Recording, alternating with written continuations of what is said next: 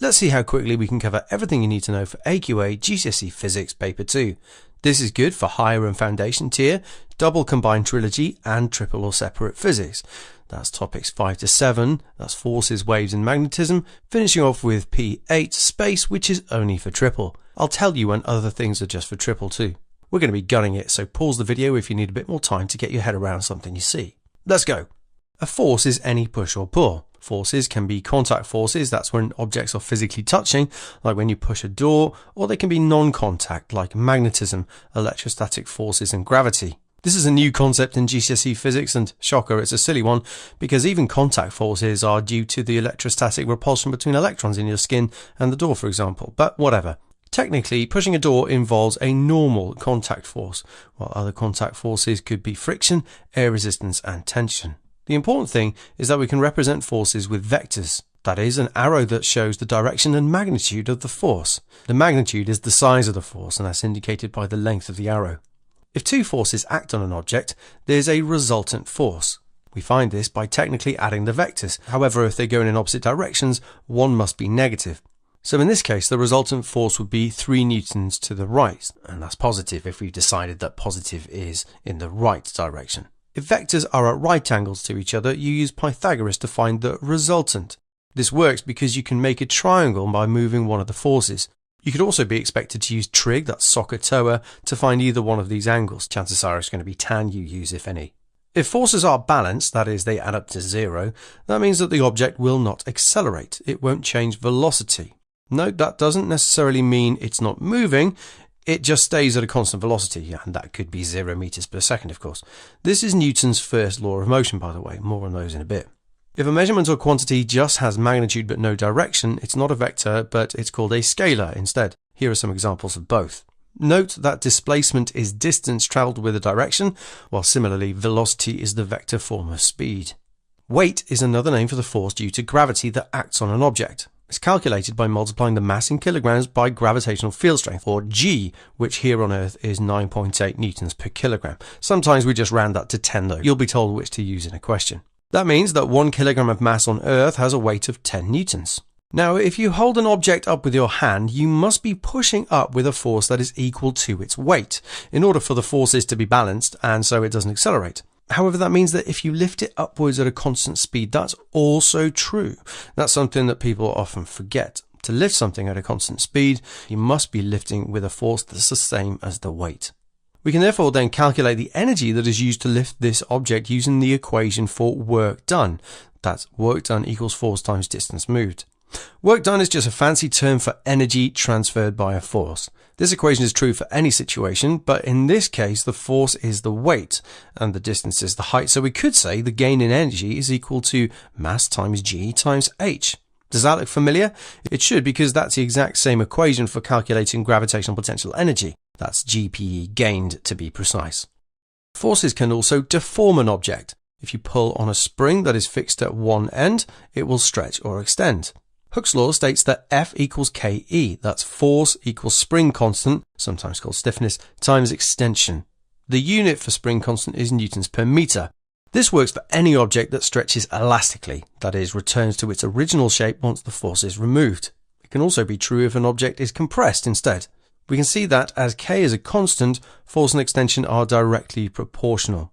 That means whatever happens to one happens to the other. Double the force, double the extension. You can hang varying masses off a spring and measure the extension, and you'll end up with a straight line that goes through the origin, 0, 0, and that proves this directly proportional relationship. If you carry out this experiment, just make sure your ruler's 0 mark is lined up with the bottom of the spring. That way you can be sure you're only measuring extension rather than the length of the whole spring. That would introduce a systematic error if you did that by mistake. Also make sure you're at eye level with the bottom of the spring when measuring against the ruler to avoid parallax error. And that is a random error rather than a systematic error. The energy stored in the spring is equal to half KE squared. Something was attached to the spring and you let go, that object would gain the same amount of kinetic energy, at least in an ideal or closed system. That is, no energy is lost to the surroundings due to heat, for example. Back to double, speed and velocity are measured in meters per second, while velocity also has direction. So it could be positive or negative, or up and down, left and right. Here are some typical speeds for when you're traveling. course, speed and velocity are calculated by distance or displacement over time. If you have a distance-time graph, the gradient of the graph gives you the speed or velocity. If it's a curve, just draw a tangent at the point you need to and find its gradient. A speed or velocity time graph can give you even more information. This time, the gradient gives you change in speed divided by time, which is acceleration. Here's the equation too. The unit of acceleration is meters per second squared, and it tells you how quickly speed is changing. If it's a negative gradient heading to 0, that means the object is decelerating, slowing down. However, this graph can also go into negative values, for example when a ball is thrown upward and comes back down. In that case, the velocity starts positive and fast, but decreases to 0 when it reaches the top, where it then turns around so the velocity becomes more negative as it falls. Incidentally, this graph has a constant negative gradient, where gravity is accelerating it downwards at a constant rate, even though its direction changes. What you find is that for any object that's falling, its acceleration is 9.8 meters per second squared, the same as gravitational field strength, because they are the same thing. A velocity time graph can also give you the distance travelled. You get that by calculating the area under the graph. Any area under 0 meters per second counts as negative displacement, by the way. That's where the area of both these triangles in this graph adds up to 0. That makes sense though, doesn't it? Seeing that it's gone back from whence it came, i.e. your hand. Suvat, or Newton's equations of motion, are a way of predicting what an object will do if it's accelerating. S is displacement, U is initial velocity, V is final velocity, A is acceleration, and T is time. However, AQA only give you one of these equations in the formula sheet, and so that's really the only one that you will be expected to use. U is 0 if it starts at rest. V equals 0 if an object is moving to begin with, but then decelerates to a standstill. For objects falling, A is the same as G, that's 9.8 meters per second squared. For any question involving one of these equations, you write down your variables, put a question mark next to what you're trying to find, and put the values next to the other 3 that you've been given. You can ignore the 5th unused variable depending on what data you're given. You pick the correct equation with the 4 variables in, rearrange it if necessary, then just plug in your numbers. We already know that Newton's first law is this: when there's no resultant force, an object's motion is constant, in other words, no change in velocity. That could be because there's no forces acting or the forces are balanced.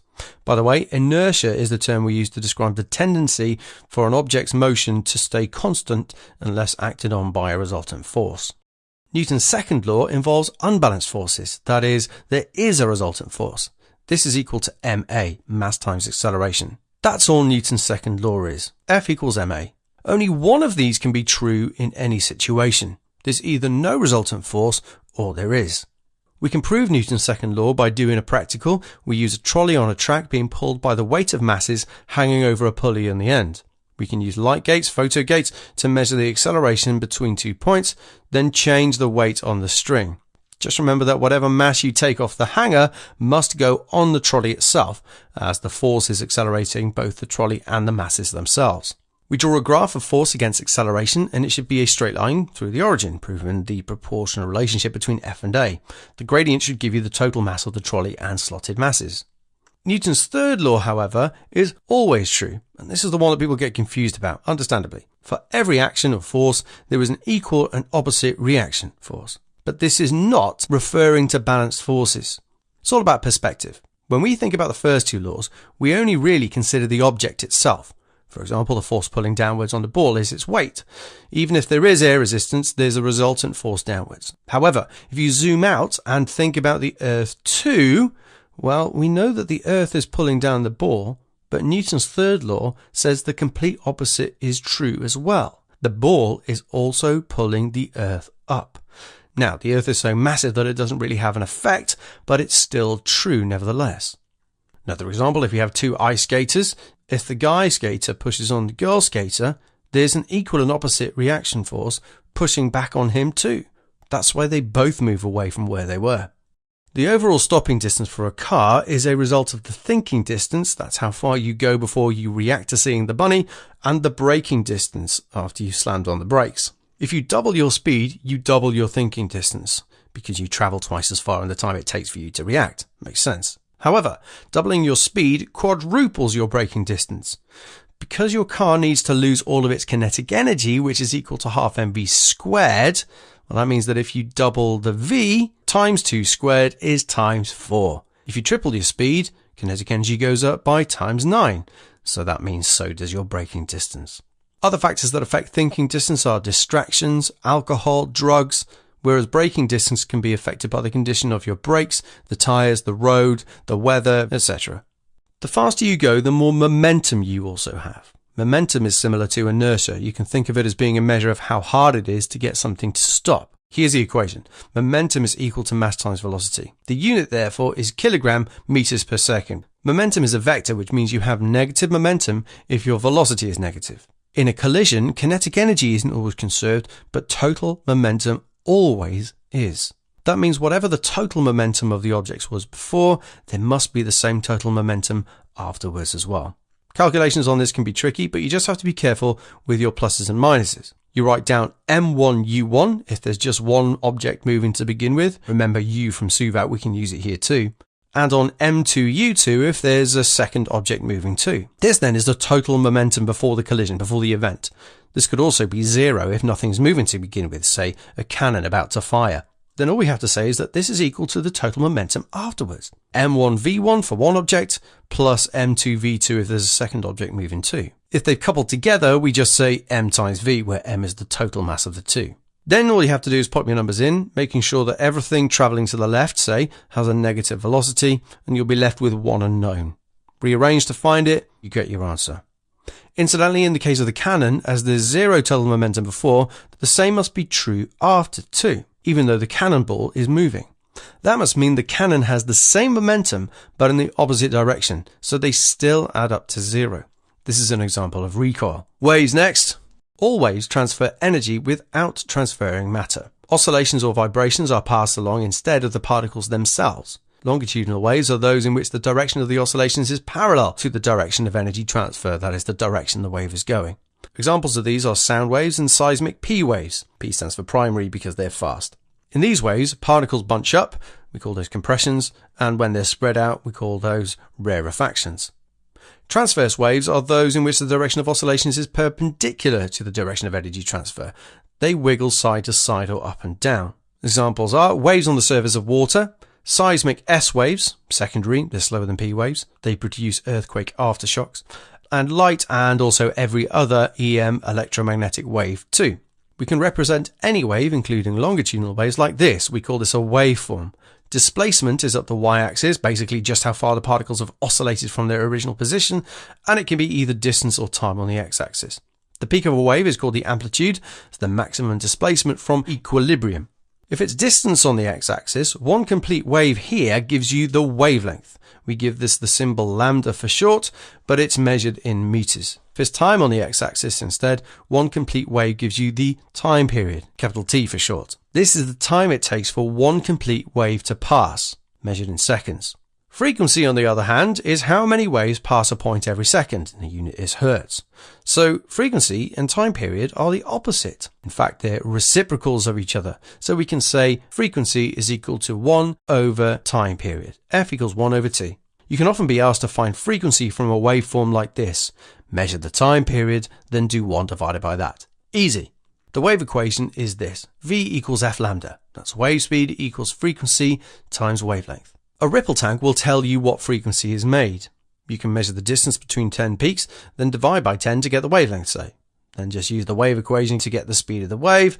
You could also just time how long it takes for a ripple in a tray of water to travel the length of the tray 10 times, then just do total distance divided by time to get speed instead. The speed of sound waves can be measured by attaching a microphone up to an oscilloscope, for example. If you clap once next to the microphone, the sound can echo off a wall a known distance away, and it comes back to the microphone.